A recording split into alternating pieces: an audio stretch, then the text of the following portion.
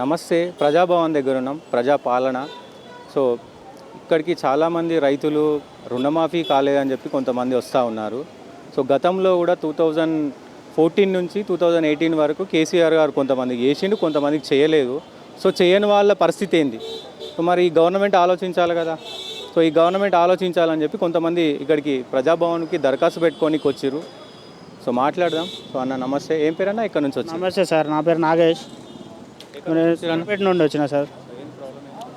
Sir ఇది నాది crop loan ఉన్నది సార్. క్రాప్ లోన్ 2017లో తీసుకున్నా సార్.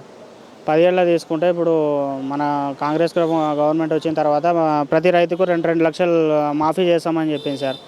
అయితే ఇప్పుడు దాంట్లో కూడా సార్ ఇప్పుడు కొత్తగా గవర్నమెంట్ వచ్చేసి డేటు 2018 నుండి 2023 వరకే చేస్తామన్నారు సార్. మాది 2017లో ఉన్నది. అది మాది తీసుకున్న లోన్ కొంచెం మొండి బకాయి కింద పడిపోయింది. అది పోయిన గవర్నమెంట్ మాఫీ చేస్తామని చెప్పేసి గతంలో కేసీఆర్ ₹1,00,000 రుణమాఫీ చేసిన అని చెప్తున్నారు. మరి లేదు సార్, మా కుటుంబానికి అయితే అది అందలేదు. ఎందుకంటే మా నాన్నది 80,000 ఉన్నా కానీ దానికి రాలేదు. ప్లస్ నాకు 1,60,000 ఉండే సార్, నాది కూడా రాలేదు, అందలేదు మాకు గవర్నమెంట్ నుండి. పోయిన గవర్నమెంట్లో ఈ గవర్నమెంట్లో కూడా వస్తుంది అని అంటే ఫస్ట్ చాలా సంబరాలు చేసుకున్నాం మేము.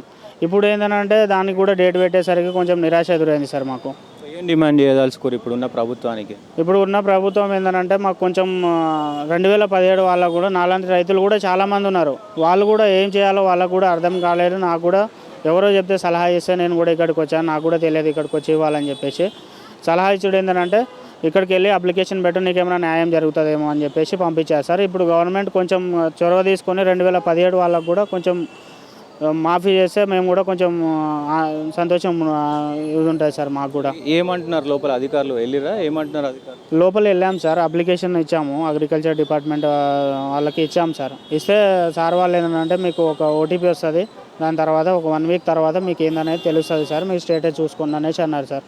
కానీ మాకు మాత్రం 2017 వాళ్ళకు కొంచెం న్యాయం జరిగేటట్టు చేయండి సార్. ఎందుకంటే నాలాంటి రైతులు ఎంతోమంది ఉన్నారు సార్. ఇప్పుడు బ్యాంక్లో నేను 1,60,000 తీసుకున్నాను సార్. 1,60,000 తీసుకుంటే నాకు ప్రైవేట్ అప్పుల వల్ల నేను 4 ఎకరాల భూమి ఉండే నాకు. ఇప్పుడు ఆ ప్రైవేటు నేను బయట అప్పు ఎక్కువ ఇంట్రెస్ట్తో తెచ్చుకున్నా.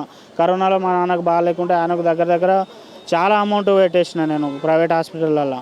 పెట్టేయడం వల్ల నేను 2 ఎకరాలు 3 ఎకరాల భూమి అమ్మేసుకున్నాం మేము మొత్తం కంప్లీట్గా.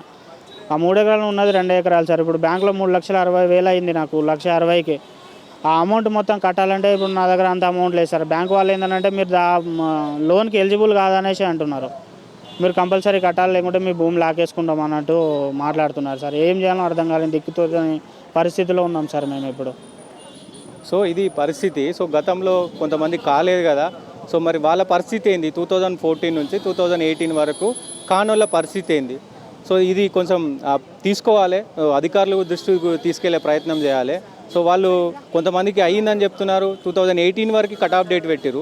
మరి కానోళ్ళ పరిస్థితి ఏంది? సో రివ్యూ చేయాల్సిన అవసరం ఉంది కదా. ప్రభుత్వం చొరవ తీసుకొని ఇట్లాంటి రైతులకు, ఇట్లాంటి బాధితులకు న్యాయం చేయవలసిందిగా విజ్ఞప్తిస్తాం.